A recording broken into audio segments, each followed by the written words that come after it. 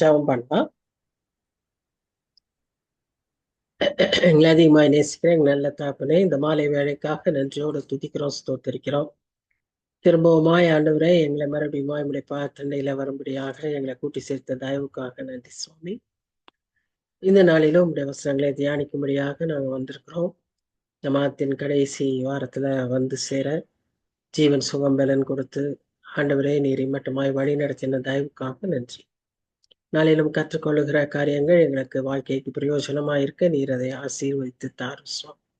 இது ஒரு பெரிய ஸ்லாக்கியம். நம்முடைய வாசனங்களை தியானிக்கிறதும் வாசிக்கிறதும் அதை அபியாசிக்கிறதும் ஆண்டவரே அது ஒரு பெரிய பாக்கியமான காரியம் சுவாமி. எங்களுக்கு நீர் அதை அருளி செய்கிறீர், அதற்காக நாங்கள் நன்றி செலுத்துகிறோம். நாளிலும் கூட ஆவியானவர் கற்றுக் கொடுக்கும்படியாய் எங்களை தாழ்ச்சி உடைய கருத்தில் ஒப்புக் கொடுக்கிறோம் சுவாமி. நீர் எங்களுக்கு கற்றுத்தாரோம், நாங்கள் அதை ஏற்றுக்கொள்ள எங்கள் மனதை நீர் திறந்தரலும், அதன்படி வாழ அந்த கீழ்ப்படிய எங்களுக்கு நீர் உதவி செய்யும். நம்மிடத்துல எங்களை ஒப்புக் கொடுக்கிறோம். தாழ்த்தி பொறுப்பேற்றுக் கொள்ளும், வழி நடத்தும். நேசிக்கிற இயேசு கிறிஸ்து மூலமாய் வேண்டிக் கொள்கிறோம் பிதாவே. ஆமேன், ஆமேன். So, good evening everyone. Welcome you all to this study of the Epistle of Peter.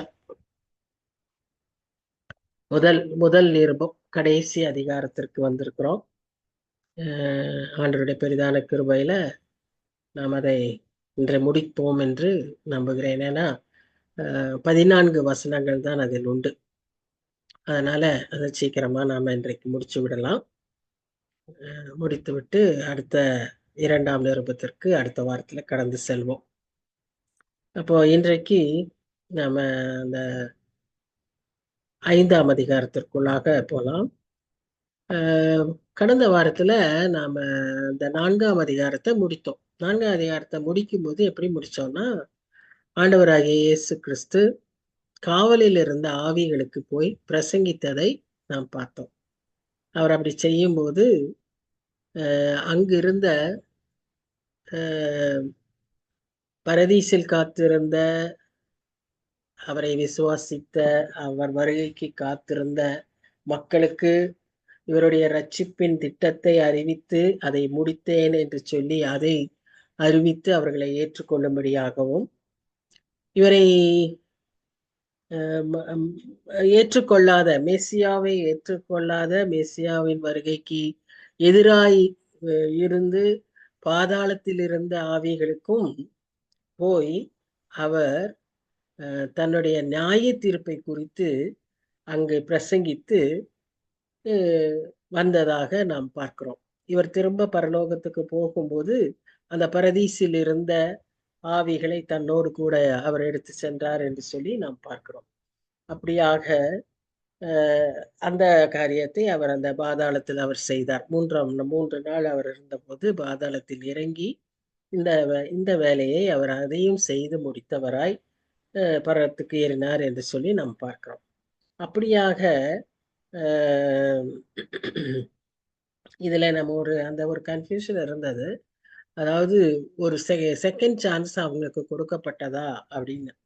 மரணத்துக்கு பிறகு எந்த சான்ஸும் இல்லைங்கிறது நமக்கு தெளிவான ஒரு காரியம். அதனால அங்க அவங்களுக்கு செகண்ட் சான்ஸ் எல்லாம் கொடுக்கல. அவங்க இந்த பூமியில இருந்தப்போ எந்தெந்த ஆவிகள் அவரை ஏற்றுக்கொண்டு அவரை விசுவாசித்தார்களோ அவர்களுக்கு ரட்சிப்பின் திட்டத்தை விளக்கி சொல்லி, ஏன்னா இயேசு கிறிஸ்துவுக்கு அப்புறம் தான் அந்த ரட்சிப்பின் திட்டமே நிறைவேறிற்று. அதை அவர் விளக்கி சொல்லி அதை அவர்கள் ஏற்றுக்கொண்டு அவர்கள் சந்தோஷமாக அவர்கள் பரத்துக்கு ஏறினார்கள். அதே சமயம் பூமியில இருக்கும்போது அவரை எதிர்த்த ஆவிகளுக்கு அவர் நியாய தீர்ப்பை குறித்து பிரசங்கித்து திரும்பவும் வந்து நியாயம் தீர்ப்பேன் என்று அவர்களுக்கு சொல்லி போனார். மற்றபடி அங்க அவங்களுக்கு இன்னொரு சான்ஸ் எல்லாம் அங்க கொடுக்கப்படலை. சரி, அப்படி இருக்கும்போது இந்த 5ஆம் அதிகாரத்துல பேதுரு வந்து சபைக்காக பேசுகிறார். சபையில் இருக்கிற மக்களுக்காக, சபையில் இருக்கிற மூப்பர்களுக்காக, சபையில் இருக்கிற மேய்ப்பர்களுக்காக முக்கியமாக அவர் பேசுவதை நாம் பார்க்கிறோம்.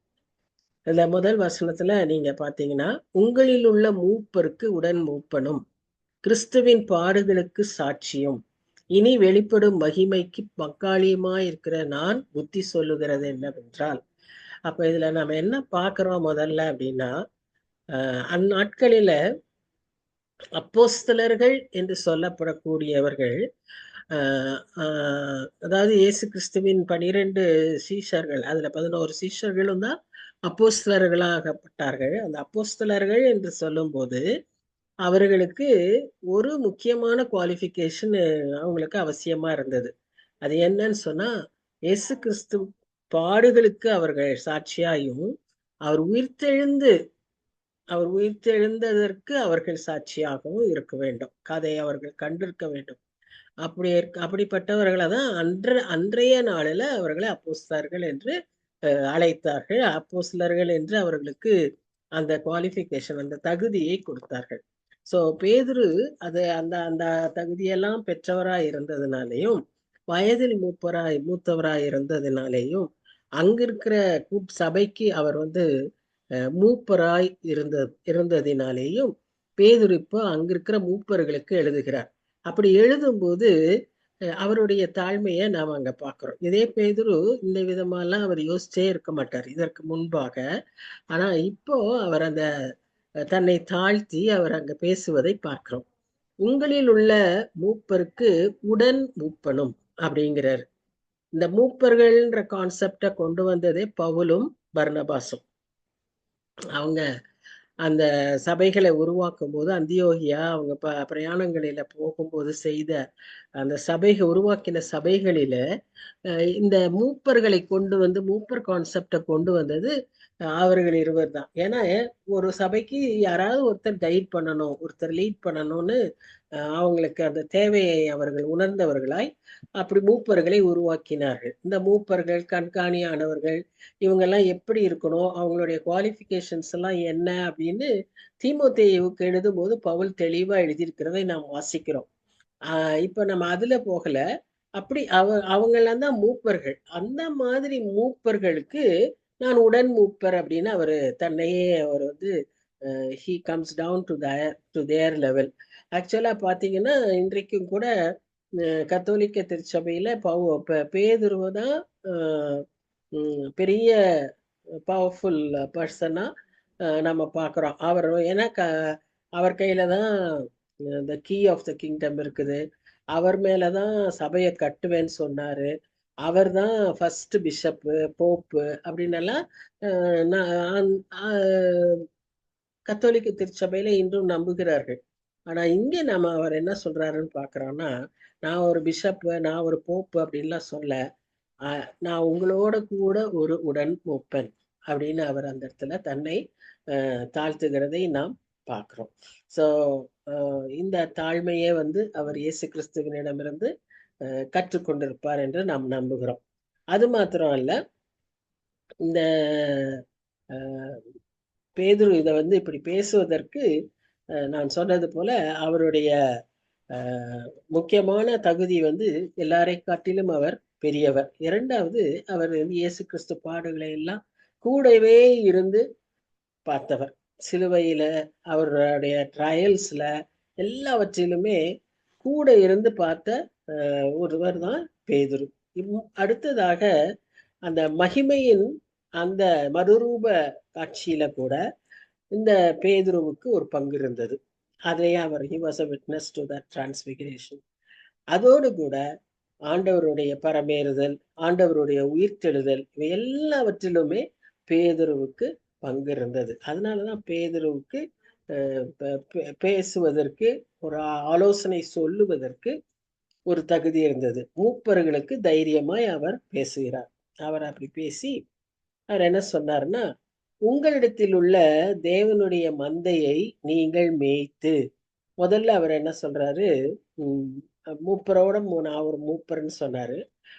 மூப்பரா இருந்தும் கூட அவர் பேசுகிறார். இப்ப யாருக்கு பேசுறாருன்னா, மேய்ப்பர்களுக்கு பேசுறார். மேய்ப்பர்கள்னு சொல்லும்போது ஒரு சபையில மேய்ப்பர்களா யாரு இருப்பார்கள்? ஷெப்பர்ட்ஸ் இருப்பாங்க. அல்லது ஒரு சபைன்னு சொல்லும்போது pastors, they are called as shepherds, they are the shepherds. அப்போ அந்த பாஸ்டர்ஸ்க்கு பேசுறப்போ அவர் முதல்ல என்ன சொல்றாருன்னா, உங்களிடத்தில் உள்ள தேவனுடைய மந்தை, இந்த மந்தை வந்து உங்கள் மந்தை அல்ல. இந்த search Church means not the building, the people. And the people, they are not your congregation, your people. They are God's congregation. முதல்ல first point they should remember. அடுத்து அதை எப்படி அவங்க மேய்க்கணுமா? மனப்பூர்வமாய் மேய்க்கணுமா? they should guide these people wholeheartedly. அடுத்து உற்சாக மனதோடு செய்யணுமா? with a joyful spirit. They should take up this responsibility with the joyful spirit. அதுக்கு அடுத்ததா என்ன சொல்றாருன்னு பாத்தீங்கன்னா, மந்தைக்கு மாதிரிகளாய் கண்காணிப்பு செய்யுங்கள். You have to be a good role model, a good example for this church. So ஒரு பாஸ்டர்னு சொன்னா இந்த தகுதியெல்லாம் இருக்கணும் அப்படின்னு பேதுரு சொல்லுவதை பார்க்கிறோம். ஒருவேளை நாம இன்னைக்கு இப்படி சுலபமா அடுத்தவங்களை கேட்டலாம், இன்னைக்கு சபையில சர்ச்சில் பாஸ்டர்ஸ் இப்படி இருக்காங்களான்னு. Leave that matter. நம்ம அடுத்தவங்களுக்கே போனோம், நம்ம யோசிப்போமே, நமக்கு பொறுப்பு உண்டு இல்லையா? நம்ம ஒருவேளை சபையில பாஸ்டரா இல்லாம இருக்கலாம், நம்ம குடும்பத்துல, நம்மளுடைய சர்க்கிள்ல we are responsible. God has given a purpose, a plan for everyone's life. In some way or other, we are to lead somebody. We are to lead some people. எப்படியாவது மற்றவங்களுக்கு நம்ம முன்மாதிரியா இருக்கணும், நம்ம வழி நடத்தணும், நாம ஆலோசனை சொல்லணுங்கிற ஒரு நிலைமையில நம்மை நிச்சயமாய் வைத்திருக்கிறார். அதற்கென்றுதான் அவர் நம்மை தெரிந்து கொண்டார். நாம் அவருடைய பிள்ளைகளாக மாறினதின் நோக்கமும் அதுதான், மற்றவர்களை அவரண்டை கொண்டு வருவதற்கு. அப்போ அந்த பணியை நாம செய்யும் போது, அது சிறிய பணியோ பெரிய பணியோ, அது என்ன விதமான பணியா இருந்தாலும் சரி, அதை நாம் செய்யும் போது எப்படி நாம் அதை செய்ய வேண்டுமாம்? கட்டாயமாய் என்ன சொல்றது, ஃபர்ஸ்ட் அது தேவனுடைய மந்தை. இந்த கூட்டம், இந்த ஜனங்கள், இந்த குடும்பம், இந்த சமுதாயம், இந்த சூழ்நிலை, இந்த ஸ்டூடெண்ட்ஸ், இந்த ஆபீஸ், எதுவா இருந்தாலும் இது தேவனுடைய மந்தை. அதற்கு நான் ஒரு கண்காணியாக, அதற்கு ஒரு மேய்ப்பனாக, முன்மாதிரியாக என்னை வச்சிருக்கார். அது ஃபர்ஸ்ட். இரண்டாவதா அதை நம்ம மனப்பூர்வமா செய்யணும். மூன்றாவதா உற்சாக மனதோடு செய்யணும். நான்காவதா நல்ல மந்தைக்கு மாதிரிகளாய் நாம் செய்யணும். இப்போ இது பாசிட்டிவா எப்படி செய்யணும், எப்படியெல்லாம் செய்யக்கூடாதுன்னு அதே வசனங்கள்ல அந்த 2 வசனத்திலையும் சொல்லியிருக்கிறாரு. பாருங்க எப்படி சொல்லியிருக்கிறாரு. கட்டாயமாய் அல்ல, not because you are force to. கட்டாயமாய் அல்ல, மனப்பூர்வமா செய்யணும். இரண்டாவதாக அவலட்சமான ஆதாயத்திற்காக அல்ல, உற்சாக மனதோடு செய்யணும். அப்படின்னா என்ன? Not for money, not for any benefits. இல்லை யாருக்கிட்டயா நல்ல பேர் வாங்கணும்னு, இல்லை ஒரு சிலரோட ரெக்கக்னிஷன் தேவைப்படுது, இல்லை சில அப்ரிசியேஷனுக்காக, அதற்காகலாம் நம்ம செய்யாம சின்சியரா உற்சாக மனதோடு செய்யணும்.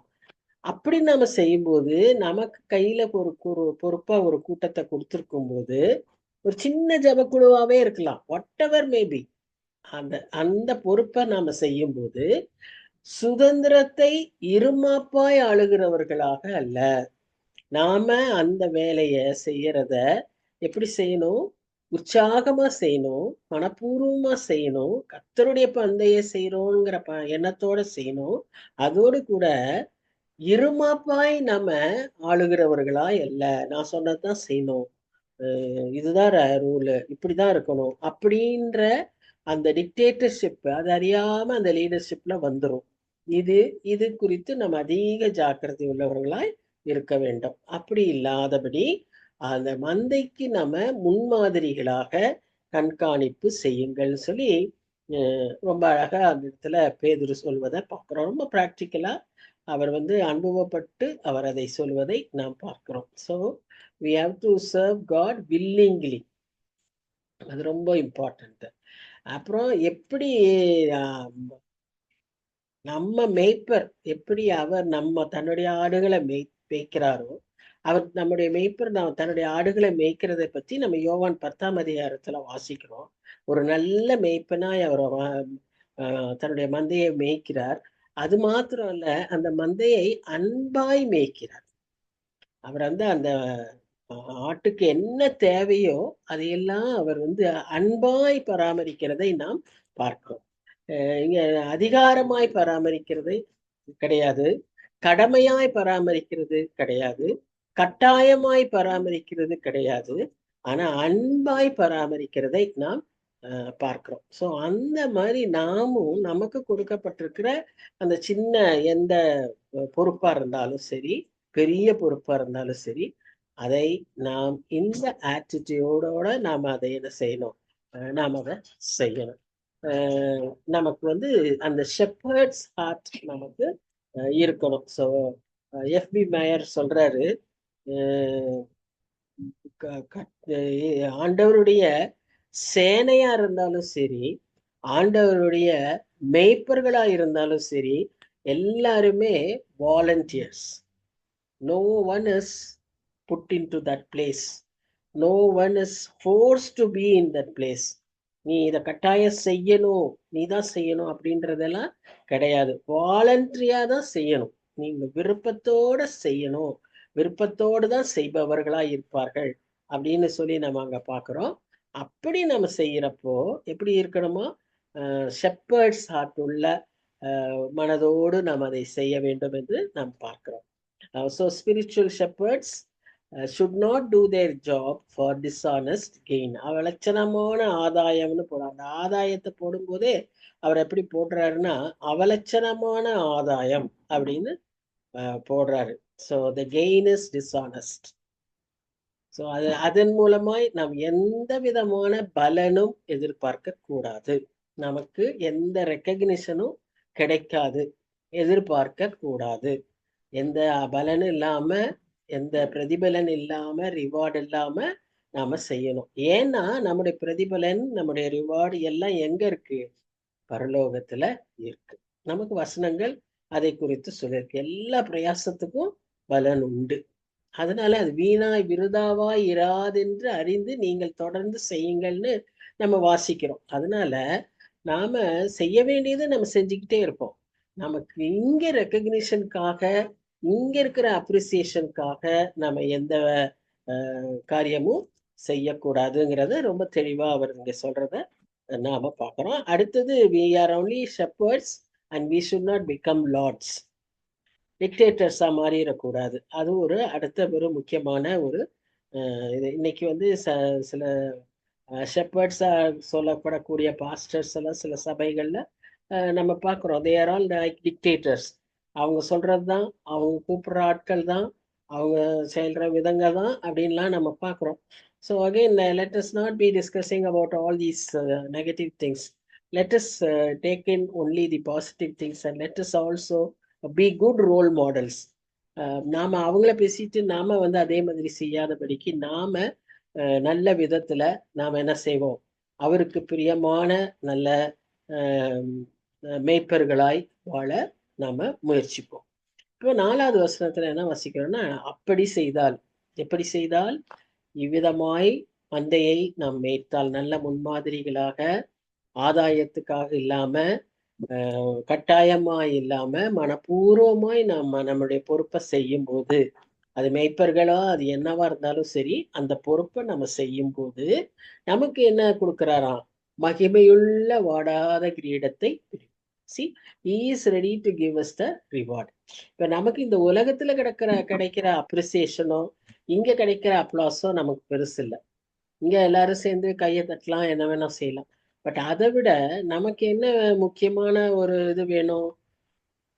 வாடாத கிரீடம், மகிமையுள்ள கிரீடம். அதை ஆண்டவர் நமக்கு தருவார். எப்போ?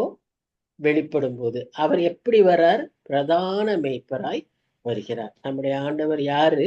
Is a good shepherd who died for the sheep. அதான் யோவான் 10:11 நாம் வாசிக்கிறோம். He is a great shepherd, பிரதான மேய்ப்பர். அவர் தன்னுடைய ஆடுகளுக்காக ஜீவன் தருகிறார். அவர் ஜீவனாய் இருக்கிறார். அது எங்க வாசிக்கிறோம்? எபிரேயர் 13:20-21. அடுத்தது is a chief shepherd, again பிரதான மேய்ப்பர், who comes for the sheep. ஆடுகளை சேர்த்து கொள்ளும்படியாக அவர் திரும்ப வருகிறார். ஸோ இந்த மேய்ப்பர் நம்முடைய மேய்ப்பராய் இருக்கும்போது இந்த மேய்ப்பர் எப்படி நம்ம கிட்ட நடந்துக்கிறாரோ நாமும் அப்படி நடக்க அழைக்கப்படுகிறோம்.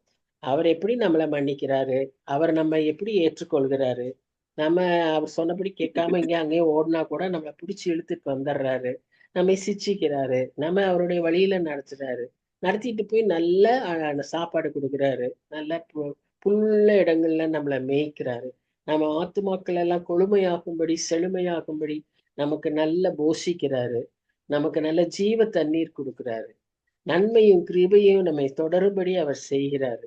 இதே காரியத்தை தான் நாமும் நம்முடைய மேய்ப்பர்களுக்கு நம்முடைய மந்தைக்கு நாம் செய்ய அழைக்கப்படுகிறோம். இது என்னெல்லாம் அனுபவிக்கிறோமோ அதையெல்லாம் நாமும் அவர்களுக்கு செய்வதற்கு அழைக்கப்படுகிறோம் என்பதுதான் இங்க பேதுரு முக்கியமாக சொல்லி இருக்கிற காரியம். இப்படி உண்மையுள்ள ஒரு மேய்ப்பனாய் நாம் வாழ்வோமானால் நமக்கு என்ன இருக்கு? கிரவுன் ஆஃப் க்ளோரி, மகிமையுள்ள கிரீடத்தை அவர் நமக்கு தருகிறார். அதனால மேய்ப்பரா இருந்தாதான் அந்த கிரவுன் கிடையாது. நான் தான் சொன்னது போல எந்த சின்ன பொறுப்புலையும் நாம அப்படி உண்மை உள்ளவர்களாய் கிறிஸ்துவை பின்பற்றி நடந்தோமானால் நமக்கு அந்த மகிமையுள்ள கிரீடம் நமக்கு உண்டு என்பதை அவர் ஞாபகப்படுத்துகிறார். சரி, இப்ப சபைக்கு பேசிக்கிட்டு இருக்கும்போது அடுத்தபடியா அவர் என்ன சொல்றாருன்னா, இளைஞரே மூப்பருக்கு கீழ்ப்படியுங்கள், நீங்கள் எல்லாரும் ஒருவருக்கு ஒருவர் கீழ்ப்படிந்து மனத்தாழ்மையை அணிந்து கொள்ளுங்கள்.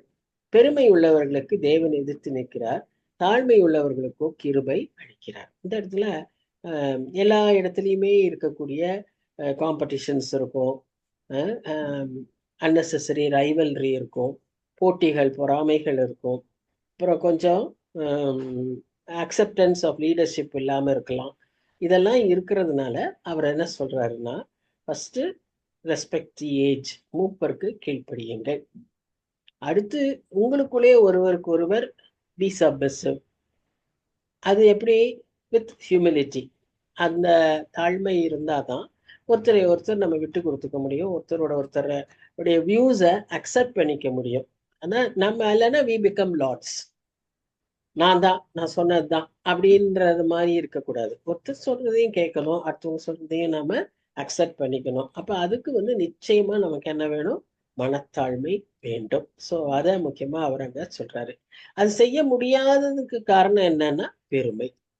நம்மக்கிட்ட பெருமை இருந்துச்சுன்னா நாம அதை கீழ்ப்படியவும் முடியாது, நம்ம லீடர்ஷிப் அக்செப்ட் பண்ணிக்க மாட்டோம், நாம ஒருத்தரோட ஒருத்தர் வியூஸை ஏற்றுக்கொள்ள மாட்டோம், அப்படி இருப்போம். அப்போ அப்படி இருக்கிறவர்களுக்கு தேவன் எதிர்த்து நிற்கிறார், தாழ்மை உள்ளவர்களுக்கோ கிருபை அளிக்கிறார் அப்படின்னு சொல்லிட்டு அவர் என்ன சொல்றாருன்னா, ஆகையால் ஏற்ற காலத்திலே தேவன் உங்களை உயர்த்தும்படிக்கு அவருடைய பலத்த கைக்குள் அடங்கியிருங்கள். ஒருவேளை நீங்க இப்படி விட்டு கொடுக்கறது, இந்த தாழ்ந்து போகிறதுக்கெல்லாம் ஒருவேளை உங்களுக்கு என்ன சொல்றது, அது காரணமில்லாத ஒரு காரியமா இருந்தா கூட நீங்க பொறுமையா அவர் கைக்குள்ள அடங்கி இருப்போமானால் அப்ப அவர் என்ன சொல்றாரு? உங்களை உயர்த்துவார், ஏற்ற காலத்துல அவர் உங்களை உயர்த்துவார். அதுக்கு நாம என்ன செய்யணும்? அவர் கைக்குள்ள அடங்கி இருக்கணும். அவருக்காய் நான் கீழ்ப்படுகிறேன், அவருக்காய் நான் விட்டு கொடுக்குறேன், அவருக்காக நான் என்ன செய்யறேன்? இணங்கி போறேன் அப்படின்னு நாம செய்கிறவர்களா இருக்கணும். அடுத்ததா 7வது வசனம் என்ன சொல்றதுன்னா, அவர் உங்களை விசாரிக்கிறவரானபடியால் உங்கள் கவலைகளை எல்லாம் அவர் மேல் வைத்து விடுங்க. சரி, இப்போ ஒவ்வொன்றா நம்ம பார்த்தோம்னா, ஃபர்ஸ்ட் இந்த ஹியூமிலிட்டி, இந்த சப்மிஷனை பேதுரு அட் ஆல் லெவல்ஸ் பேசுறாரு. Servants, masters, parents, children, husbands, wives அப்படின்னு சொல்லி at all levels he talks about submission. So அல்டிமேட்டா என்ன அப்படின்னா, நம்முடைய சொந்த விருப்புகள், நம்முடைய சொந்த திட்டம், நம்முடைய சொந்த பிளான்ஸ் எல்லாவற்றையும் அவர் கையில நம்ம விட்டு கொடுக்கணும். அதுதான் அந்த சப்மிஷன், அதுதான் ஹியூமிலிட்டி. எல்லாவற்றையும் அவருடைய சித்தத்துக்கு விட்டு கொடுக்கும் போதுதான் நாம் என்ன செய்ய முடியும்? அவருடைய அந்த தாழ்மைய நாம தரித்து கொள்ள முடியும். நாம அப்பதான் அந்த அவருடைய தாழ்மையை நாம ஏற்றுக்கொள்ள முடியும். ஸோ பி க்ளோத்ட் டிரான்ஸ்லேட்ஸ் என்னது a slave putting an apron. அது மாதிரி பிஃபோர் சர்விங் எப்படி ஒரு ஏப்ரனை போட்டுட்டு சர்வ் பண்றாங்களோ, இயேசு கிறிஸ்துவ நீங்க பார்த்தீங்கன்னா, அவர் வந்து அந்த சீஷர்களுடைய காலை கழுவும் போது அந்த மேலங்கியை கழட்டி வச்சுட்டு அவர் இடுப்புல அந்த கச்சையை கட்டிட்டு ஒரு அடிமை மாதிரி வந்து அவர் செய்யறாரு. ஸோ அதே தான் அந்த மாதிரி we have to wear the humility. அப்ப இந்த ஹியூமிலிட்டிக்குன்னு சில அடையாளங்கள் உண்டு. அது என்ன அப்படி இதெல்லாம் நம்ம கிட்ட இருக்கா அப்படின்னு நம்ம கொஞ்சம் நாமே இன்ட்ராஸ்பெக்ட் பண்ணிக்கலாம். முதல்ல இருக்கு ஃபர்ஸ்ட் அதுல என்னன்னு சொல்லி பார்த்தீங்கன்னா, willingness to perform the lowest and littlest service for Jesus sake. இப்போ நான் இந்த இந்த இந்த கான்ஃப்ளிக்ட இந்த ஒரு போராட்டத்தை நான் நிறைய பேர்கிட்ட பார்த்துருக்கேன். இப்போ வந்து ஒரு மீட்டிங் வைக்கிறோம்னு வைங்களேன். இப்போ இந்த மீட்டிங்ல இப்போ பேசுறதுக்குன்னு கொஞ்சம் பேர் இருப்பாங்க, கொஞ்சம் பேர் கவுன்சிலிங்க்குன்னு இருப்பாங்க, கொஞ்சம் பேர் பாடல் பாடுவாங்க, கொஞ்சம் பேர் இந்த இதெல்லாம் ஆர்கனைஸ் பண்ணுவாங்க, கொஞ்சம் பேர் இந்த ஃபுட் கேட்டரிங் அதுக்கெல்லாம் கூட இருப்பாங்க. There will be a few who may not be able to do anything. அவங்க எதையுமே அவங்களாலன்னு இல்லை, அவங்கள செய்ய சொல்லவங்களும் இருக்க மாட்டாங்களா இருக்கும், அவங்களே செய்யாதவங்களாகவும் இருப்பாங்களா இருக்கும். கொஞ்சம் பேர் இருக்கலாம். ஆனா அவங்களுக்குள்ள என்ன ஒரு போராட்டம்னா, நான் இங்க வந்து என்ன பண்ண போறேன், நான் சும்மா தானே இருக்கிறேன், எல்லாருக்கும் ஏதாவது வேலை இருக்கு, நான் என்ன செய்ய போறேன், நான் என்ன செய்யறேன் அப்படிங்கிற ஒரு எண்ணம் அவர்களுக்கு வர்றதுக்கு வாய்ப்புண்டு. பட் நான் என்ன சொல்லுவேன்னா, அவங்களுக்கு தான் ரொம்ப முக்கியமான வேலை இருக்கு. இப்போ மற்றவங்க எல்லாம் ஏதோ ஒரு பொறுப்புல ஒரு காரியத்தை அவங்க செய்யணும்னு அவங்க அதுல இருப்பாங்க. நீங்க இந்த ஒண்ணுமே உங்களுக்கு செய்ய முடியல, ஒண்ணுமே என்ன செய்ய சொல்ல, நான் எனக்கு ஒண்ணுமே இல்லைன்னு நினைக்கிறவங்க எல்லாருக்காகவும் ஜெபிக்கலாம். அவங்கதான் ரொம்ப முக்கியமான ஆட்கள். ஆனா அவங்களுக்குள்ள என்ன ஒரு மனசுக்குள்ள இருக்கும்னா, ஒரு சாதாரண இந்த சின்ன இதுக்கு தான் நான் வந்திருக்கேன், எனக்கு என்ன வேலை இருக்கு, என்னை ஏதாவது ரெஜிஸ்ட்ரேஷன் போட்டிருக்காங்களா, இல்ல எனக்கு ஏதாவது பேசுற கூப்பிட்டுருக்காங்களா, இல்ல இப்படின்னு நினைக்கிறவங்க உண்டு. ஆனா இங்க ஹியூமிலிட்டி என்னன்னு சொல்றதுன்னு பாருங்க, சின்ன வேலையா இருந்தாலும் அது இயேசு கிறிஸ்துவுக்காக நான் செய்யறதுக்கு ரெடியா இருக்கேன். எனக்கு ஒரு பெரிய பிரதானம் இல்லை, நான் ஒரு சாதாரண ஒரு மூலையில இருக்க அன்ரெக்கக்னைஸ்டு ஒரு ஒர்க், எனக்கு யாருக்குமே தெரியாத ஒரு மறைவான ஒரு இதுலதான் என்னை செய்ய வைக்கிறோம்.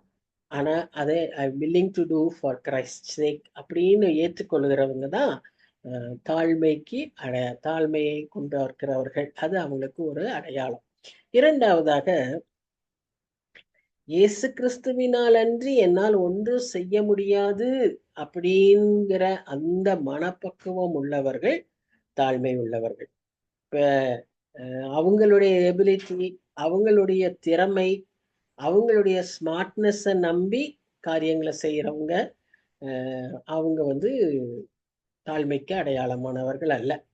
அவர்களுக்கு தாழ்மை இருக்கு அப்படின்றத நம்ம காணணும்னு சொன்னா அத முக்கியமா இந்த விஷயத்துல நம்ம பார்க்க முடியும்.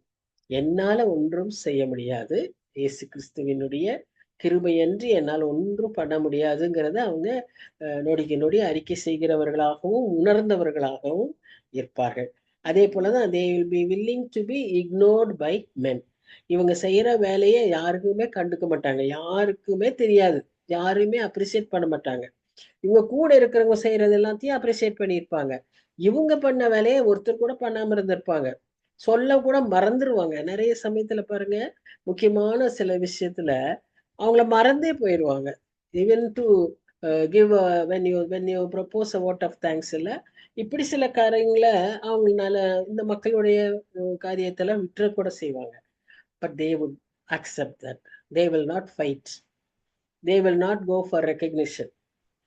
They will keep quiet because they know pretty well it is God who recognizes us. அவருடைய ரெக்கார்ட்ல எல்லாம் இருக்கு. நீங்க என்ன ரெக்கார்ட் பண்ணாட்டின என்ன, பண்ணினா என்ன, எனக்கு அவர் ரெக்கார்ட்ல இருக்குங்கிறதுனால அவங்க அதை பற்றி அவங்க கவலைப்பட மாட்டாங்க. அது ஒரு அடுத்த மார்க் ஆஃப் ஹியூமிலிட்டி. ஏன்னா இந்த ஹியூமிலிட்டியை ரொம்ப பேசிட்டே இருக்கோம். அதை என்ன நம்ம ஆக்சுவலா வாட் டு வி மீன் அப்படிங்கிறதுனாலதான் இது திரும்ப இன்னொரு ஒரு ஆங்கிள் எல்லா பக்கத்திலையும் விட்ட சில காரியங்களை நான் இங்க எடுத்து போட்டிருக்கு. அதே போல இது செல்ஃப் ஃபர்கெட்ஃபுல்னஸ், நம்மை சுயத்தை மறந்தவர்களாக, செல்ஃப் ஹேட்டிங், அதாவது சுயத்தை எப்படியாவது அந்த சுயம் வெளியே வந்துடும் பேசும்போது. சில காரியங்கள்ல இது வந்து நான் செஞ்சனாக்கும் நான் சொன்னனாக்கும் அது நம்மள அறியாம தான் வரும். ஆனா அது இல்லாதபடி இருக்கக்கூடிய ஒரு காரியம்.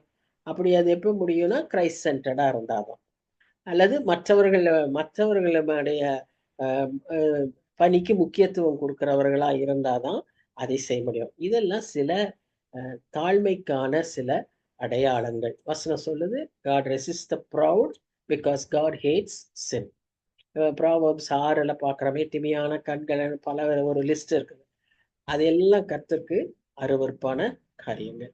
அதே போல இந்த பெருமை தான் ஒரு நல்ல தூதனை என்னமாச்சு, பிசாசாக்கியது.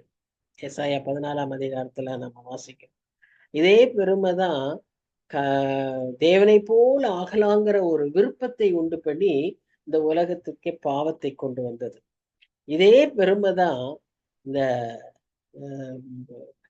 உலகத்துல வாழ்க்கையில உலக வாழ்வே ஒரு பாவத்தின் அடையாளமாய் மாற்றியது. இந்த பெருமைங்கிறது அகெயின் அண்ட் அகெயின் நம்ம வாழ்க்கையில இதில் சுத்தமா அறவே நீக்கப்பட வேண்டிய ஒரு காரியம். ஏன்னா கர்த்தர் அதை எதிர்க்கிறார். கர்த்தருக்கு அது பிரியமில்லாத ஒரு காரியம். இந்த பெருமையை கர்த்தர் அருவருக்கிறார். இந்த பெருமை நம்மகிட்ட இருக்கக்கூடாது. அதை எப்படி நம்ம மாத்திக்கலாம், அதுக்கான ஆன்டிடோட் என்ன, அதற்கான மருந்து என்ன அப்படின்னு பாத்தீங்கன்னா, ஒன்லி திங் இஸ் கிரேஸ்.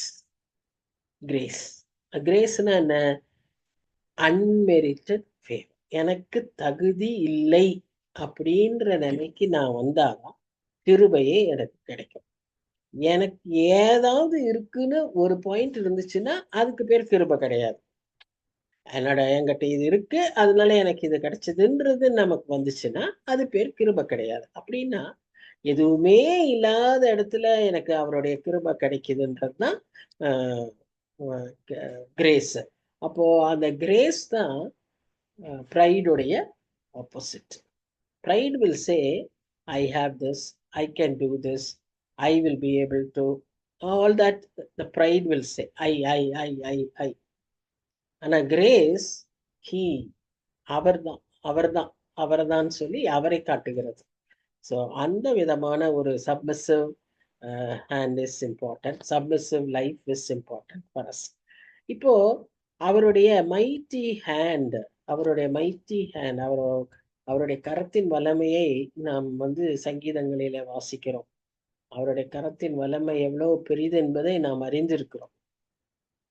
அந்த கரத்து, அவர் கரம் அசைக்க, திறக்க, ஜீவராசிகள் போஷிக்கப்படும், கரம் மூடிக்கொள்ள ஜீவராசிகள் மாண்டு போகும். அவருடைய கரத்துக்கு பயங்கரமான வல்லமை உண்டு, பராக்கிரமமான கரம். இந்த கரத்துக்குள்ளாக நம்மை அவர் என்ன சொல்றாருன்னா, பேதுரு சொல்றாரு, அடங்கி இருக்கிறார். ஏன்னா அந்த கரத்தின் வல்லமையை அவர் பார்த்திருக்கிறார். காற்றை அதட்டினது, புயலை அடக்கினது, மீன்களை பிடித்தது, எத்தனையோ அவருக்கு அந்த மாதிரி அனுபவங்கள் இருக்கிறதுனால அவர் என்ன சொல்றாருன்னா, அந்த கரத்துக்குள்ள நம்மை அடக்கி கொள்வோம். அப்போ அவர் நம்மை உயர்த்துவார். அப்போ அவர் உயர்த்துறது எப்படி உயர்த்துவாரோ, அவர் சும்மாடி தூக்கி மேல நிறுத்திட மாட்டார். நாம் அதற்கு சரியான விதத்துல தகுதியா ஆகிற வரைக்கும் நம்மை பக்குவப்படுத்திக்கிட்டே இருப்பார். நிறைய சமயம் ஏன் எனக்கு உடனே ரிசல்ட் வரல அப்படின்னு நம்ம யோசிக்கும் போது, there is time, in due time, in his time, அவர் அந்த காரியத்தை செய்வாரு. அப்போ when is his time, and the time is for us to be prepared for us to be ready to accept his blessings. ஏன்னா அவர் blessings அப்படி பெருசா இருக்க போறதுனால, அந்த பாதுகாப்பு அவ்வளவு பெருசா இருக்க போறதுனால, அந்த ஆசீர்வாதம் அவ்வளவு வலிமையா இருக்க போகிறதுனால, மகிமையா இருக்க போகிறதுனால, நம்மை அதற்கு தகுதிப்படுத்துகிறார். அதனால இட் டேக்ஸ் டைம். அது அது எப்பவுமே எப்படி வரும்னா, முதல்ல சிலுவை, அதற்கு பின்புதான் கிரீடம். முதல்ல பாடுகள், அதற்கு பின்புதான் மகிமை. சோ இந்த ப்ரொசீஜர்ல தான் அவருடைய உயர்த்துதல் நம்மிடத்தில் இருக்கும்.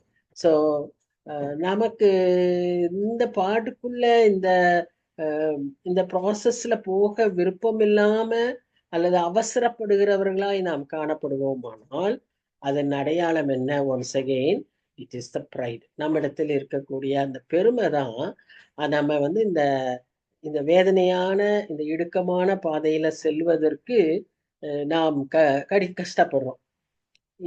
Have long Lord, how long, how much should I wait, இப்படின்னெல்லாம் நம்ம வந்து ஒரு இம்பேஷன்ட் இது இருக்கிற காரணம் என்னன்னா, நம்மிடத்தில் ஏன்னா நாம என்ன நினைக்கிறோம், என்னை வந்து நீங்க இது பண்றதுக்கு தகுதி பார்த்ததுக்கு உயர்த்துறதுக்கு நான் எல்லா விதத்திலும் ரெடியா இருக்கேன், நான் தகுதியா இருக்கிறேன்னு நான் நினைக்கிறேன். That is fried. That is fried. So அவருடைய டைமுக்கு காத்திருக்கணும். நீங்க எப்ப பதில் கொடுக்குறீங்களோ கொடுங்க, கொடுக்குறீங்களா கொடுங்க, கொடுக்கலையா கூட ஏத்துக்கிறேன் அப்படிங்கிற அந்த நிலைமைக்கு வர அவர் வந்து நம்ம என்ன இருப்பார். இப்போ கவலை, கவலை, உங்கள் கவலைகளை எல்லாம் அவரிடத்தில் வைத்து விடுங்க. Care means anxiety. we need his inward peace if we are to triumph in his glory. அப்ப அதாவது எல்லா கவலைகளையும் அவர் கையில் வைத்து விடுங்கள் அப்படின்னு சொல்லும்போது நமக்குள்ள என்ன இருக்கணும்? ஒரு நல்ல சமாதானம் இருக்கணும். கவலையை பற்றி நான் இன்னும் அதிகமா பேச வேண்டிய அவசியமே இல்லை. நம்ம எல்லாருக்கும் தெரியும் எப்படியெல்லாம் நம்முடைய கவலைகள் இருக்கும்னு சொல்லி. ஒண்ணுமே இல்லாததையே நம்ம கவலைப்பட்டுக்கிட்டு இருப்போம். இப்படி இருக்கும், இப்படி இருக்கும், இப்படி ஆயிரும்னு சொல்லியே நம்ம அதிகமாய் கவலைப்படக்கூடிய சுபாவம் உள்ளவர்கள் தான் நாம். ஆனால் நம்முடைய எல்லா கவலையையுமே நம்ம அவர் கையில வச்சுட்டோம்னா நமக்கு என்ன இருக்கும்? அதனால கவலையே படாதவர்களா நம்ம இருக்க முடியாது. ஏன்னா நாம் வந்து we are formed in that way. நமக்கு கவலை வரத்தான் செய்யும். நமக்கு எல்லா விதமான கவலையும் வரும். அந்த கவலைகளை எல்லாம் நாம் என்ன செய்யணுமா? அவர் கையில வச்சிரும்போது நமக்குள்ள ஒரு தெய்வீக சமாதானம், எல்லா புத்திக்கும் மேலான தேவ சமாதானம் நம்முடைய இருதயங்களை நிச்சயமாய் ஆண்டு கொள்ளும். எப்பொழுது நாம் அவருடைய கரத்துல நம்முடைய கவலைகளை வைத்து விடும்போது. அதுக்கு ஆன்டிடோட் என்ன? பிரைஸ், துதி. அந்த கவலையை ஆண்டவர் கையில வச்சுட்டு நாம் என்ன செய்யணும்னா அவரை துதிக்க வேண்டும். அவருடைய வல்லமையை, அவருடைய his ability, his power, his might, அதை நினைத்து அவரை நாம் துதிக்கும் போது நம்முடைய கவலைகள் எல்லாம் மாறி நாம் என்ன செய்வோம்? நமக்குள்ள ஒரு சமாதானம் நம்மை ஆண்டு கொள்ளும். இப்போ பேதுரு அவருடைய சொந்த அனுபவத்துல பார்த்துதான் அவர் அதையெல்லாம் அப்படி சொல்லியிருக்கார். அவர் வாழ்க்கையில அநேக அற்புதங்களை இவ்விதமாய் ஆண்டவர் மாற்றி கொடுத்து அவருடைய பிரச்சனைகளை எல்லாம் ஆச்சரியமாய் மாற்றி கொடுத்ததை அவர் அனுபவித்து தான் அவர் அதை சொல்றத நம்ம பார்க்கிறோம். அவருடைய மாமியிலிருந்து நம்ம பார்க்கிறோம் வரிசையா அவருடைய வாழ்க்கையில நிறைய அனுபவங்கள். அவருடைய டாக்ஸ் கட்ட முடியாம திணறினப்போ, அவர் தண்ணிக்குள்ள விழுந்தப்போ தூக்குனது, எல்லா இடத்திலையுமே அவர் வந்து தன்னுடைய வல்லமையை பேதுருவுக்கு பிரத்யட்சமாய் காண்பித்திருக்கிறார். இப்ப நமக்கு எப்படி? நம்முடைய வாழ்க்கையிலையும் ஆண்டவர் இவ்விதமாய் காண்பித்திருக்கிறாரா? ஒருவேளை நான் உங்களை சொல்லுங்கன்னு சொன்னா நீங்க எல்லாருமே நிறைய காரியங்களை சொல்ல முடியும். நம்மளோட வாழ்க்கையில ஆண்டவர் எவ்விதமாய் என்னுடைய கவலைகளை மாற்றினார். எனக்கு இந்த கவலை இருந்துச்சு, எனக்கு அப்படி நான் கவலைப்பட்டேன், ஆனா அப்படி ஆச்சரியமா மாத்திட்டாரு, அது இப்படி அற்புதமா முடிஞ்சது, இப்படின்னு சொல்லக்கூடிய சாட்சிகள் நம்ம எல்லாருக்குமே உண்டு. நம்ம எல்லாவற்றையுமே அவருடைய வாக்கு தத்தங்களையும் அவருடைய வசனங்களையும் உறுதியாய் பிடித்து கொள்ளும் போது நம்முடைய கவலைகள் எல்லாம் மாறிவிடும். முதல்ல நம்முடைய பிரச்சனைகளை நாம் சந்திக்கிறதற்கு நமக்கு அவர் உதவி செய்வார். முதல்லது நமக்கு பிரச்சனை இல்லாம இருக்கிற ஒரு வாழ்க்கையை அவர் வாக்கு பண்ணல. நமக்கு பிரச்சனைகள் இருக்கு, கவலைகள் இருக்கு, பயங்கள் இருக்கு. ஆனா அதை சந்திக்கக்கூடிய தைரியத்தை நமக்கு தருவார். நமக்கே ஆச்சரியமா இருக்கும். நானா இதெல்லாம் இவ்வளவு தூரம் ஃபேஸ் பண்றேன், நானா இதையெல்லாம் இப்படி சமாதானமா ஏத்துக்கிறேன் அப்படின்னு நாமே ஆச்சரியப்படுகிற அளவுக்கு நம்முடைய சூழ்நிலைகளை நம்மை அவர் முதலாவது மாற்றுவார். நமக்கு அந்த தைரியத்தை அவர் தருவார். இரண்டாவதாக அந்த பிரச்சனைய அந்த சூழ்நிலைய சந்திக்கிறது மாத்திரம் இல்ல, அதை நான் எப்படி ஹேண்டில் பண்ணணும்னு சொல்லி அதற்கு வேண்டிய ஞானத்தையும் யுக்தியையும் அவர் நமக்கு தருவார். நீ வலதுபுறமாய் போடு அப்படிங்கிறார். அந்த மாதிரி he will give us the tip, he will give us that clue. நமக்கு அந்த அந்த சரியான அந்த ஞானத்தை அவர் தருவார். அதே மாதிரி he will give us the strength to do that work. நாம் அதை செய்வதற்கான he will enable us. கிரேஸ்ங்கிறதுக்கு ஒரு அர்த்தம் என்னன்னா, not only favor, enablement, making a person to do something. அந்த enabling, God will enable us to do that work. So அது அடுத்த ஒரு முக்கியமான ஒரு காரியம். இது எல்லாவற்றுக்கும் மேலாக நாம் அவரை விசுவாசிக்கிறதற்கு அவர் நமக்கு உதவி செய்யும். நாம நிறைய என்ன நினைச்சிட்டு இருக்கோம்னா, நான் விசுவாசிக்கிறேன், நாம விசுவாசிக்கிறோம், நான் விசுவாசிக்கிறேன், உண்மையா நான் விசுவாசிக்கிறேன் அப்படின்லாம் நம்ம சொல்றோமே. இந்த விசுவாசம் நமக்கு நாமே அதை செய்யறதுக்கு முதல்ல அவர் தான் அதை துவக்குகிறார். நமக்குள்ள அவர் அதை துவக்குகிறார். விசுவாசத்தை துவக்குகிறவரும் முடிக்கிறவரும் அவராயிருக்கிறார். இப்போ 8:9 பாத்தீங்கன்னா, தெளிந்த புத்தி உள்ளவர்களாய் இருங்கள், விழித்திருங்கள், ஏனெனில் உங்கள் எதிராளியாகிய பிசாசானவன் எச்சிக்கிற சிங்கம் போல் எவனை விழுங்கலாமோ என்று வகையை தேடி சுற்றித் திரிகிறான். விசுவாசத்தில் உறுதியாயிருந்து அவனுக்கு எதிர்த்து நில்லுங்கள். உலகத்தில் உள்ள உங்கள் சகோதரரிடத்திலே அப்படிப்பட்ட பாடுகள் நிறைவேறி வருகிறது என்று அறிந்திருக்கிறீர்களே. இங்க இவ்வளவு நேரம் எப்படி நீங்க தாழ்மையா இருக்கணும், எப்படி பெருமை இல்லாதவர்களா இருக்கணும், எப்படி உங்க கவலையெல்லாம் கொடுத்து உங்களுக்காக அவர் எல்லாவற்றையும் செய்வாரு, உங்களை ஏற்ற வேலையில உயர்த்துவாரு, எல்லாவற்றையும் சொன்னவரு. நீங்க இதெல்லாம் செஞ்சாலும் நீங்க எங்க இருக்கீங்க? உலகத்துலதான் இருக்கீங்க. இந்த உலகத்துல இருக்கிறப்போ நீங்க ஏதோ அப்படி ஒரு பாதுகாப்பான வளையத்துல இல்ல. எல்லா விதத்திலும் யூ ஆர் எக்ஸ்போஸ்ட். எதுக்கு? பிசாசுக்கு. ஆனா இந்த பிசாச நீங்க என்ன செய்யணும்? எதிர்த்து நிக்கணும். பாலிய இச்சைக்கு ஓடு, சோதனைக்கு தப்பி விலகு, இவங்களோட பழகாத அப்படின்னு எல்லாம் வேதத்துல நிறைய வசனங்களை நம்ம பாக்குறோம். விலகு, ஓடு, விலகுன்னு எல்லாம் நம்ம பாக்குறோம். ஆனா இந்த பிசாச மாத்திரம் நாம என்ன பார்க்கிறோம்னா, நீங்க எதிர்த்து நில்லுங்கள் அப்படின்னு சொல்வதையே நம்ம பார்க்கிறோம். You fight against. ஒரு இடத்துலயும் கூட நீ பிசாசை கண்டு ஓடுன்னே சொல்ல. ஆனா நாம என்ன செய்யறோம்னா, பிசாசை கண்டு வேலை ஓடுறோம். இதுதான் நாம் செய்யற தப்பு. பிசாசை கண்டு நாம் எதிர்த்து நிற்க வேண்டும். அதுக்கு என்ன வேணும்? நமக்கு தெளிந்த புத்தி வேணும், அலர்ட்னஸ் வேணும். ஏன்னா அவன் எப்படி வரான்? கர்ஜிக்கிற சிங்கம் போல வரான். Not always like a lion. அவன் எப்படி என்ன வருவான் தெரியுமா? Like a fowler, like a வேட்டைக்காரன் மாதிரி ஒளிஞ்சிருந்து நம்மை சீக்ரெட்டா நம்ம பிடிக்கிறதுக்கு வருவான். அதே போல சில சமயத்துல எப்படி வருவான்? ரொம்ப அருமையா அழகா ஏஞ்சல் ஆஃப் லைட் மாதிரி வருவான். அட்ராக்டிவா நம்மகிட்ட ரொம்ப நல்லா வரவனாட்ட நம்மை ஏமாற்றுவான், வஞ்சிக்கிறவன். அவனை பற்றி நமக்கு நல்லா தெரியும். அவன் வஞ்சிக்கிறவன், அவன் பொய் சொல்லுகிறவன், அவன் பொய்க்கு பிதா, அவன் murderer, accuser, destroyer. all these things we know. Yet what we are advised is to fight against.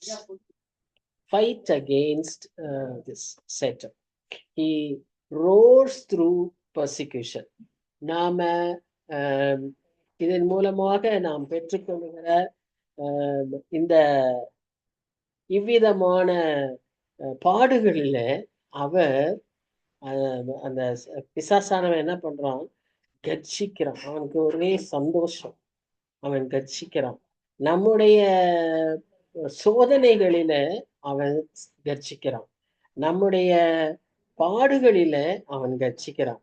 அது மாத்திரம் இல்ல, நம்மை விழச் செய்கிற தூஷணங்கள், ஃபேக் ஃபால்ஸ் ரிலிஜன், ஃபால்ஸ் டாக்டரன்ஸ், நம்ம அட்ராக்ட் பண்ற தவறான ஆண்டவருடைய பாதையிலிருந்து இழுத்து செல்லுகிற காரியங்கள், இந்த காரியங்களில் இருந்தெல்லாம் என்ன பார்க்கிறோம்? நம்ம இந்த பிசாசானவன் கர்ச்சிக்கிறதை நாம் பார்க்கிறோம். கர்ச்சிக்கிற சிங்கம்னா அது எதுக்கு கர்ச்சிக்கிறது? இறைக்காக மாத்திரம் இல்ல, தன்னுடைய ஆதிக்கத்தை, தன்னுடைய அதிகாரத்தை வெளிப்படுத்துகிற விதமாகவும் அது கர்ச்சிப்பதை நாம் அறிந்திருக்கிறோம்.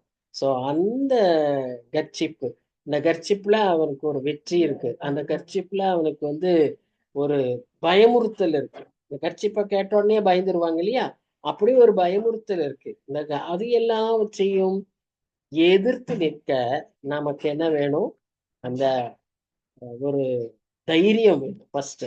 அடுத்து எபேசியர் 6ஆம் அதிகாரத்துல நம்ம வாசிக்கிறதுபடி, அவருடைய சத்துவத்திலும் கர்த்தருடைய வல்லமையிலும் நம்மை நாம் பலப்படுத்தி அவருடைய சர்வாயுத வர்க்கத்தை நாம் அணிந்தவர்களாக இந்த பிசாசை நாம் எதிர்த்து நிற்க வேண்டும். அதற்கு பேசிக் ஃபவுண்டேஷன் என்ன? Word of God. Word of God. Here I stand, நிலைத்து நிற்பது. நம்ம மார்ட்டின் லூத்தருடைய ஒரு சிலையில பாத்தீங்கன்னா, அவரை பற்றி பல விதமான இதுல இருக்கும். ஒரு இது மாத்திரம் ரொம்ப அருமையா இருக்கும். என்னன்னா, கையில ஓப்பன் பைபிள் இருக்கும், அவர் இப்படி அடிச்சு நிக்கிற மாதிரி இருக்கும். அதுல கீழே ஹியர் ஐ ஸ்டாண்ட்ன்னு இருக்கும். He says, I stand on the scriptures அப்படிங்கிறார். I stand on the word of God. இந்த நிலைப்பாடு நம்மிடத்திலும் இருக்க வேண்டும். நாம் அப்பதான் என்ன செய்ய முடியும்? உறுதியா இருக்க முடியும். நாம் அப்பதான் இந்த எல்லா காரியங்களிலிருந்தும் நாம் என்ன செய்ய முடியும்? தப்பித்து கொள்ள முடியும். அவன் நம்மை கண்டு ஓடுவான். He will flee from us. நாம அவனை கண்டு ஓட வேண்டிய அவசியமே கிடையாது. நாம் அப்படி போவோமானால் நாம தோத்துதான் போவோம். நாம் அவனை கண்டு ஓடணும்னா நம்ம தோத்துதான் போவோம். நம்ம ஓடவே கூடாது, நம்ம எதிர்த்து நிற்க வேண்டும். அப்படி நிக்கிறதுக்கு தான் stand and against. We have to stand against. We have to stand against the devil.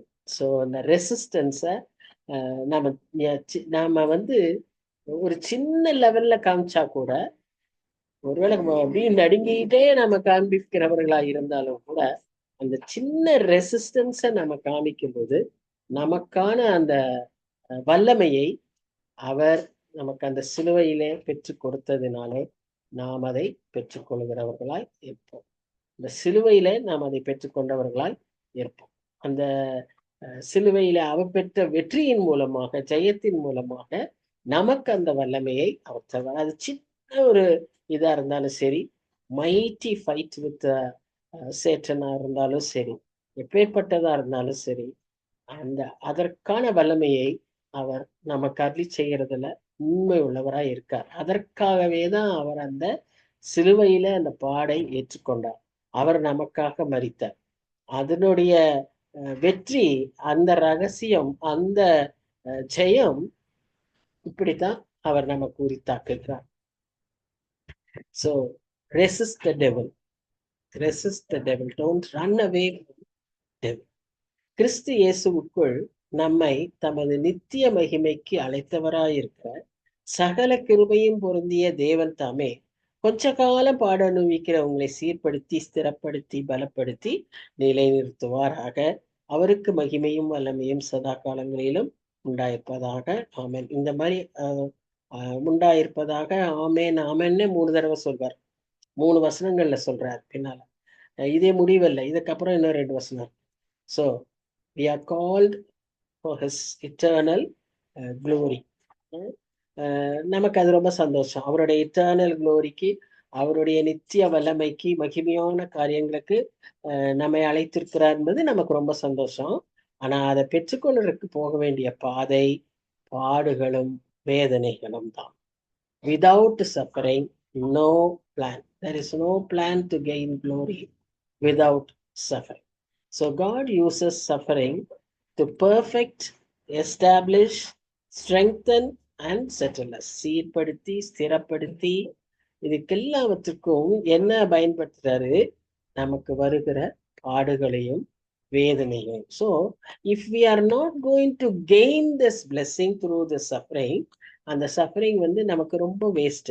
ஒண்ணு நம்ம சஃபர் பண்றோம், அடுத்து அந்தக்கான ஆசீர்வாதத்தையே நம்ம பெற்றுக்கொள்ளாம முறுமுறுக்கிறவர்களாய், ஒரு ஆவிக்குரிய ஒரு முதிர்ச்சி இல்லாதவர்களாய் நாம் அதை சந்திப்போமானால், அப்போ அந்த பாடுகளை நாம் அனுபவிப்பதே வீணாய் போய்விடும். சோ நமக்கு வருகிற பாடுகளை, நமக்கு நேரிடுகிற இந்த வேதனையான சூழ்நிலைகளை நாம் ஆசீர்வாதமாக, மகிமையாக மாற்றிக்கொள்ளுவது எப்படி என்றால், அதை நாம் ஆண்டவருக்கென்று, ஆண்டவருடைய அந்த நித்திய வல்லமைக்கென்று அதை நாம் ஏற்றுக்கொள்ளும் போதுதான், அதற்கு நம்மை விட்டு கொடுக்கும் போதுதான் ஆண்டவர் அதை நமக்கு அப்ப அதை சீர்படுத்துவாரு, ஸ்திரப்படுத்துவாரு, அவர் நம்மை நிலைநிறுத்துவார்.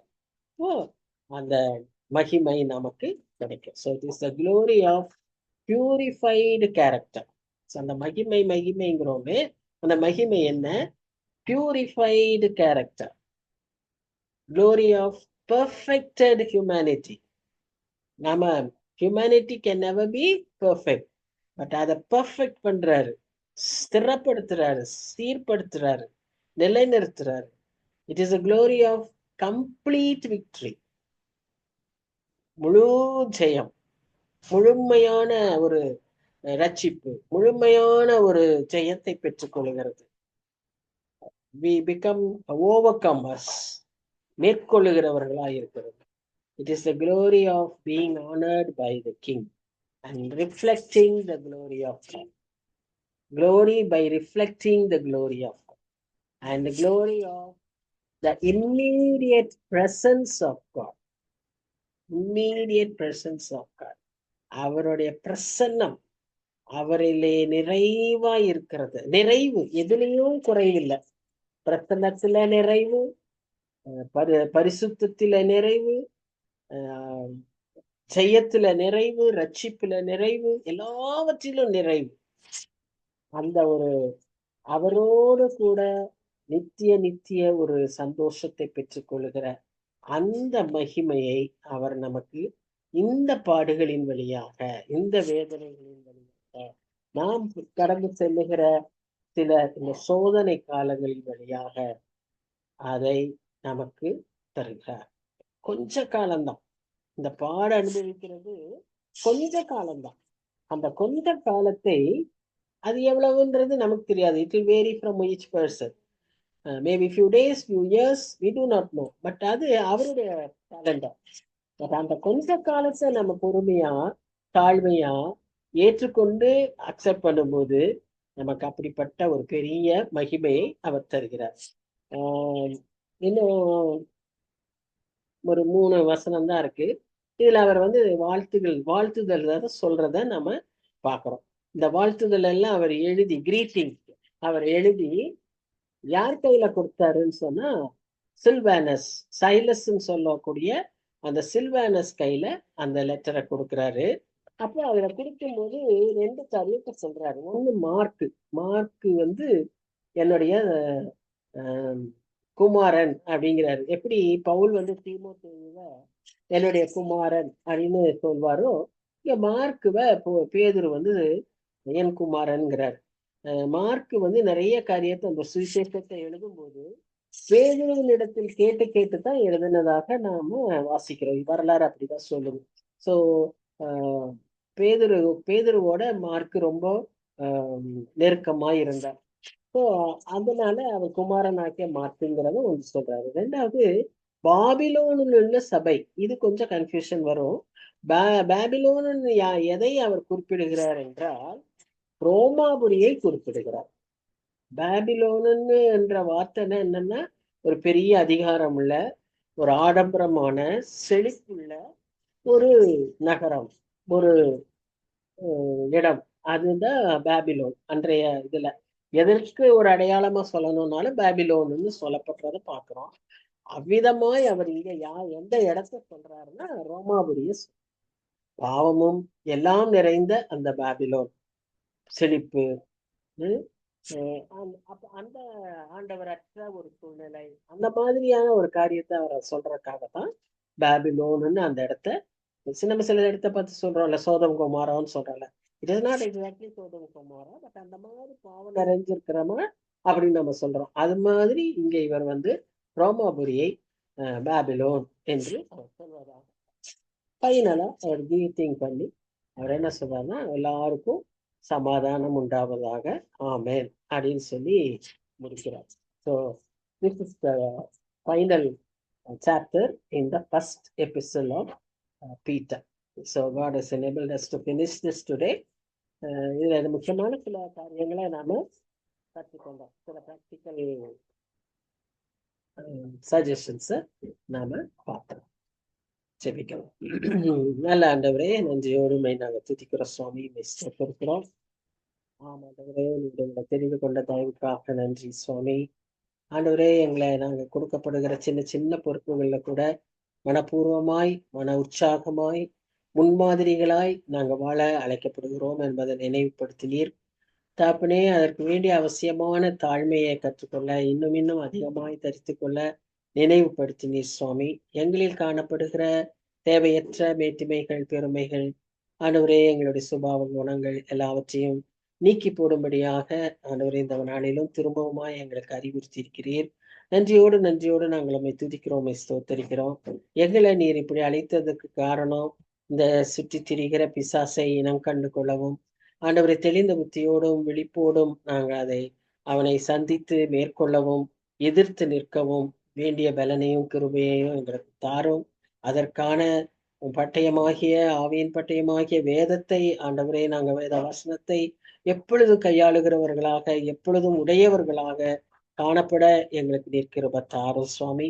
ஆண்டவரே, அதே போல இந்த வேலையில கூட தாப்பனே, உம்முடைய மகிமையான அந்த ஆண்டவரே நீர் வைத்திருக்கிற அந்த வாழ்வை நாங்கள் பெற்றுக்கொள்ளத்தக்கதாக, அந்த பெர்ஃபெக்ட் ஹியூமனிட்டி, பியூரிஃபைடு கேரக்டர் ஏன்னா அருமையா வார்த்தைகள் இருக்கு சுவாமி.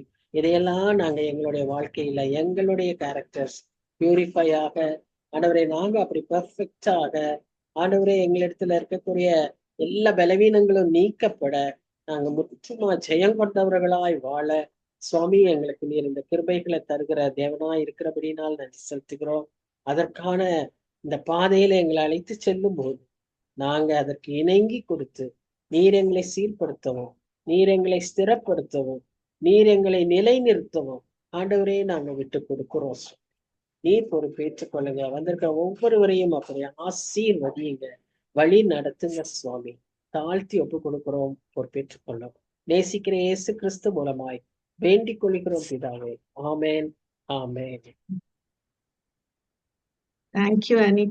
ஸ்தோத்திரம், ஸ்தோத்திரம். Thank you, thank you. Thank you, ma'am. Thank you. Thank you, ma'am. Thank you, ma'am. Lata, how are you, Lata? Are you fine? I'm fine, ma'am. Thank you, ma'am. Fine for the prayers. Thank you so much for the prayers, ma'am. Okay, Thank okay. you. Very happy to see you today. By God's grace, ma'am. Thank you. I'm recovering. Thank you. God bless you. Yeah. Thank you so much. Hello.